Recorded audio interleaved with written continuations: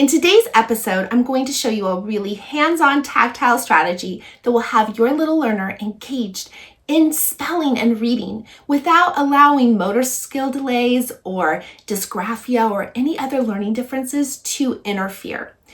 So, if you have a child that either is showing signs of dysgraphia, signs of dyslexia, maybe has received a diagnosis, or perhaps they're just not developing their motor skills as quickly, this is a great way to develop their spelling without holding them back because of that area.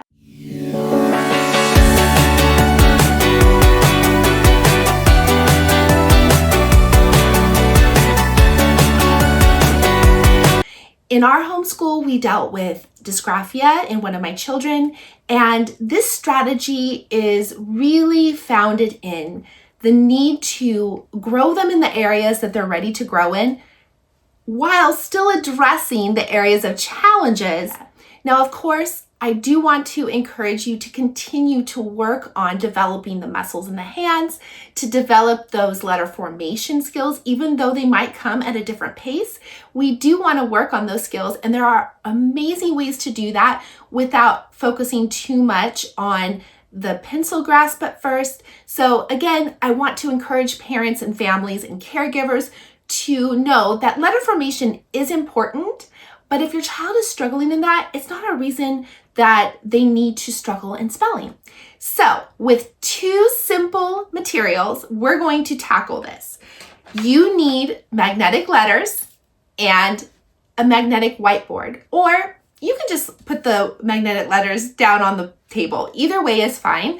I'm using a magnetic whiteboard because it really helps. Also, you'll notice I have these sound boxes, also known as Elkonin boxes, and they are actually very important for a child that is struggling with maybe some spatial reasoning, dysgraphia, dyslexia. These sound boxes can be foundational and super impactful of helping them see how letters work in space, okay? So, with children that have any kind of challenge, I like to take them back to their smallest point of success.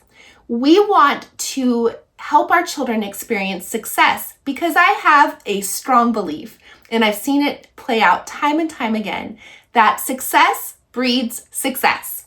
So if we can show our children that they can be successful, that's going to spark something in them.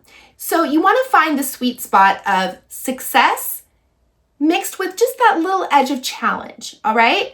In this case, let's say that their smallest point of success is to build a CVC or 3-sound word. You can go ahead and just pull out those letters that they're going to need to build this word. In this case, for my sample, I'm going to use the word man. Man. Now, I've pulled the letters out and I scrambled them like eggs because I want to give the child that little bit of autonomy and ownership of this activity. But I'm also going to help guide them, all right? So we've established the word is man. We've listened to the sounds on our chin. Now I'm going to draw their attention to that first sound. Ooh, I know that's the sound that goes with the letter M. All right, do you see the letter M? Yeah, right there. I'm going to put that in the first box because it's the first sound in my word, and that's the letter that goes with that first sound. All right. Then I'm going to stretch out the word because that helps me to hear that tricky medial vowel. Remember, vowels sound very similar to each other. It's slight placements in the mouth muscles and the tongue and the jaw that make the difference between the vowels. And so we really want to emphasize those differences when we're helping our children listen. All right. Man.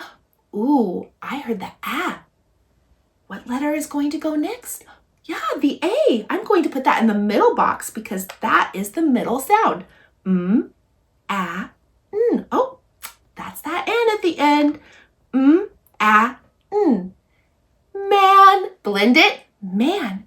And just like that, you have addressed spelling, you have addressed blending and decoding, all while not letting them be held back by any challenges with letter formation.